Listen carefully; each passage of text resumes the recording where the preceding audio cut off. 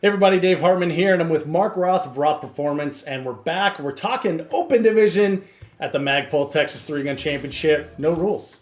My favorite division. Yeah. It's the only one I've ever shot, really. So I love this division. It's fun to talk about. Well, let's talk about the division then. So I guess let's start with pistol. So pistol, 170 millimeter length of magazine, all the 9 millimeter you can fit in there. Dot on the pistol. You can put a dot on the slide. You can put a dot on the side mount. You can co-witness them. You can do whatever you want. If you can fit it on your gun, you can use it. Pretty much same with rifle. Yep. Comps on pistol too. Comps on pistols. Rifles, you can use bipods, bags, multiple optics, whatever you want to carry around, and however heavy you want to make your rifle, and it benefits you, you can use it. Yep. So, shotgun, same thing. Same thing. You got your Roth Performance X-Rails. You've got your box-fed shotguns, Yep. Dots, scopes, whatever you want to throw on your shotgun. Correct. You can do drums, big drums. This is the top fuel dragster. Yeah. You know, if you have it and you want to use it, you pretty much can use it. Yep. So that's why I like it, but it also brings a lot of problems. Yeah, but I think there's going to be some advantage. Definitely some problems, potential problems, especially in the Red Dirt or Reveille Peak Ranch. But there's going to be some advantages here in this match as well, because there's a lot of long-range shots, those bags, those bipods, all that stuff's going to come into play here. Especially traditionally in matches, even the outlaw matches in the last 5 years, we've gotten away from being able to use a lot of open equipment. Most of the matches were designed around the TAC Ops division. So the biggest division. Yeah, the biggest, and it justified that. But the way the Texas 3-Gun Championship is, they've opened it up and they've tried to bring the match back to the traditional roots of outlaw 3-gun, right? So they're given positions for bipods to be used. A lot of matches we would go to for the last 5 years, it didn't pay to bring a bipod or a bag. It just didn't matter because you're shooting off a VTAC barricade. Right. Or you had to offhand a plate rack, or you were in a goofy position in a car or something like that. So this match is really cool because it's opening it up, and you can use a bipod or a bag. That big rock we looked at. Yeah. Awesome. Yeah, that's going to be an interesting shooting position.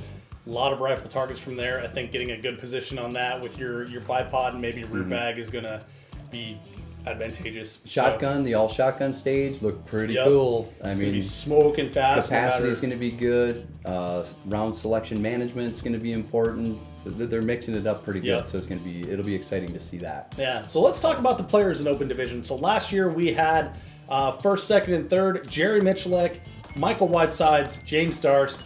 Those guys are all back this year. And you could stop right there and think like, oh, maybe that's going to be our top three, but we have some newcomers.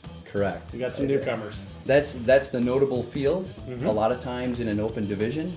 Now this is a pretty big field with 30 people in it. Yes. So there's a lot of people that are doing the crossover thing. They're coming in and dabbling on the dark side. And you heard us talk about this in the limited division talk. We've got a lot of people that traditionally were shooting TAC Ops for 3-Gun Nation, trying to get on that Pro Series. Now the Pro Series doesn't exist. They're branching out.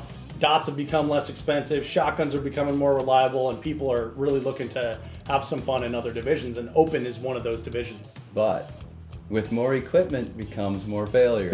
So this is where it's going to be interesting. I've been doing this one for a long time. Tell Mark shot a lot of open division. I've seen it all when it comes to this. Yeah. Now, having Jerry winning it last year, who was in second last year? So last year was Michael Whiteside second place and James Darst third place. And those three could very likely be in the same position, but the other people... All three of those people are well accomplished at shooting open terrain matches like we're talking about now. They have a lot of experience with managing their equipment. Yes. Right? And I think that's super important, especially in the open division. You have dots to deal with, zeros to deal with on dots, cleanliness of your guns, especially shotguns. A lot of them don't like to run when they're dirty. You have, 2 optics on your rifle, bipods, bipod height, what type of bag you're going to use. So there's a lot going on there that people don't think about. Most people are like, hey, I want to go to open because it looks so easy. And no, it's not. There's a lot of other challenges there that you don't even think about when you're in TAC irons or TAC optics. Got to be your own mechanic in open. So let's talk about the other folks that are going to be shooting open division here that are coming in that we identified. So first off, we got to talk about James Gale. Very accomplished TAC Ops shooter. Been around the game for a long, long time. Feared in TAC Ops. Now running open division. Phenomenal long range guy. Phenomenal. Without a bipod Yeah. or Yeah. a bay. And now he has that and positions to use it. So that's going to be big. I would expect him to do well if he can manage the equipment well. I'm gonna say that. Trust me, all these guys coming in, it's going to be that number one thing. If their equipment is dialed in, they know exactly what to do, ammo selection, how to manage that stuff, they could be up at the top of this one. Right.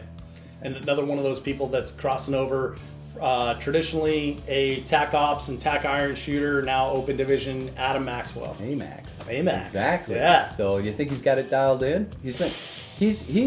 Adam is at the range is a quiet guy. Yep. He's all about doing business and getting the job done, but has he done his homework? He has. I would expect I think he has. so. Adam is one of those Yes. methodical. Go to the dojo by myself. You'll never know how much I'm training shooters. So he's like he's the Jake Latola without the engineering spreadsheet, Right. right? There you go. Perfect. There you So, go. good, Yeah. good. So I don't think you can count Adam out of this one. I do know that Adam, serious, fierce competitor, really wants this. Next up, we've got Mark Zebart. Mark Zebart's a Western shooter, Air Force team, open division. Mark is tall, cover a lot of ground quickly. I think Mark's going to be one to tag with here. I agree with you. Yeah. Mark is a lot like me. He can move ground quick. Yes. I don't think people give him enough credit. Out in the West, he smokes it out there.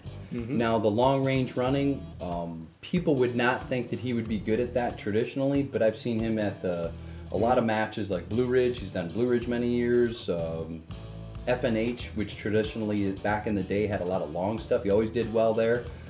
The biggest thing for him is, as he started in open, like a lot of people, he ran through a lot of equipment issues, but I think he's got that all figured out now. Good. And That'll if be it's key. if it's old hat to him and he doesn't have to stress out about equipment thing, but he's got a system down, I could expect to see him right at the top. Right. Pretty easily. Yeah. So the other thing is Mark is a really, really intelligent individual. Yeah. So if there's a mathematical way to attack a stage, like he's our Jake Latola of the open division. We keep referencing Jake here, but Yes. I think if there is like an advantage that can be figured out through a chalkboard, I think Mark can do it. Absolutely. And then, of course, we have Brian Nelson. Brian is an accomplished shooter in several divisions. It's always a coin toss. Do you see Brian in open? Do you see Brian in TAC Ops? He does pretty decent in both if he can keep his game together. For Brian, it's going to be the equipment thing. Unfortunately, at Rock Hard, which was raining and muddy and really long, he had some issues, and it was like, welcome to the dark side. I mean, he was like, so this is open. Yeah. And like, yep, this is open. He had some rifle malfunctions that were just unheard of, but now that match, I don't want to talk about that match, but the scenario is you got a really cold environment, you come from a warm environment with your rifles, they just didn't have it tuned right. Same with I think his pistol had some little bit of problems, but that can really get in your head, guys. Yeah. I mean, once that stuff starts happening and it's out of your control, everything goes downhill from there, and only the people that are really strong or understand the process will come back from that real easily. And that's why I'm putting more into Mark Zebart on this one than Brian Nelson if Brian doesn't have his stuff squared away. Right. Yeah. Right, so that rounds out our top for open division. There are 30 competitors here, so if we missed someone, put their name in the comment below. Let us know who we missed and why you think that they might be someone to look out for. Mark, I'm really excited about this. Open division is going to be awesome. TAC Irons is going to be awesome. Tactical Optics is going to be awesome. Yep. Lady TAC has some great competitors. Every single division has great competitors in it, and it looks like Texas 3-Gun Championship is going to be one to remember. Mark, any thoughts on the match? I wish I was shooting it. Yeah. I mean, I came down here, you asked me to do this. I happened to be at the Reveille Peak range. I thought, well, if I'm going to do this, I want to go look at the stages. Aaron had been around, and I got to say, Aaron is doing a really, really good job of bringing the traditional thought process back to 3-Gun and the crew. With the divisional changes, having the range officer match be separate completely than the actual match, which is really cool. So there's the competitive equity is 100%. It's not, there should be no doubt. It's not competitive equity with lip service either. It's actually competitive equity on paper. Yes. You can look at it and see yes, this is going to be a fair match. Randy Luth used to do that with DPMS Trigun back in the day. There was always a separate match for the ROs, even though they were scored at the same within everybody. It had RO next to it, and they were pulled from that. So, you know, those are the kind of things that he's doing that's a little bit different than everybody else does.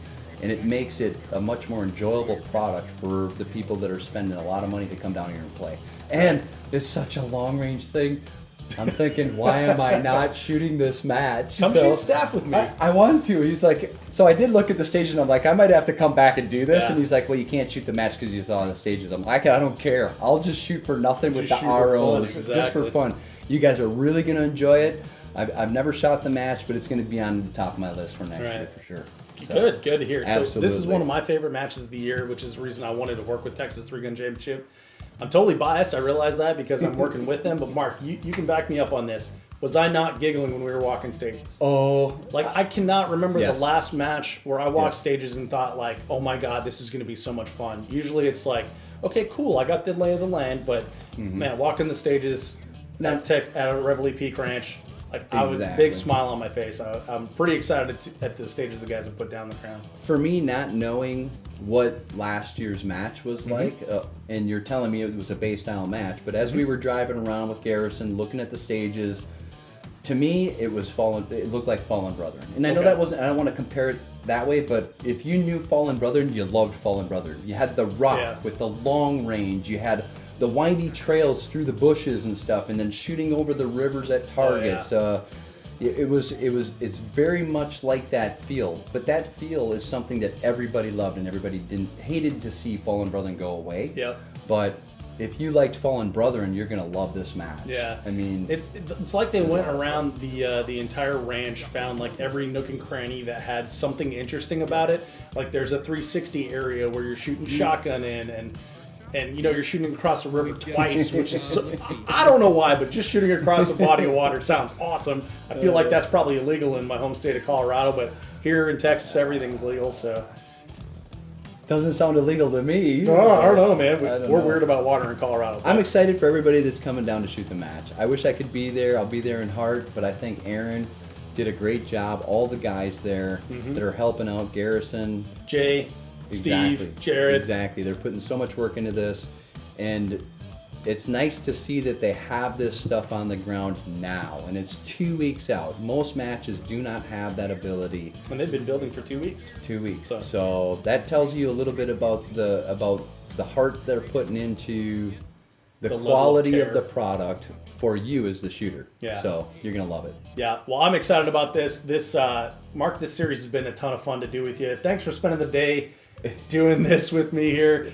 It's been interesting. Yeah, let us know what you thought of the series here. If you liked it, if you didn't, something we can do better next time. Do you want to see Mark move to Texas and do this with me all the time? I don't know about the move part, but we already tried the via internet stuff, which doesn't really work. So I'll come down and hang out with you for a week, and we'll do some stuff. I'd love to do that. Yeah, next time you guys get 4 feet of snow, just head on down here and we'll do something like pretty this. much, I don't know, November until April. All right, see you then. All right, everybody, take care.